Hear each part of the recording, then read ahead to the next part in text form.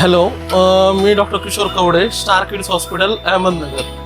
आपण स्टारकिड्स हॉस्पिटलतर्फे आजपासून ambulance with ventilator सुविधा उपलब्ध केलेली आहे. जवळपास 1 किलोच्या बेबीपासून ते 15 वर्षाच्या बाळापर्यंत आपण व्हेंटिलेटर सुविधा आपल्या नगरमध्ये आजपर्यंत नव्हती.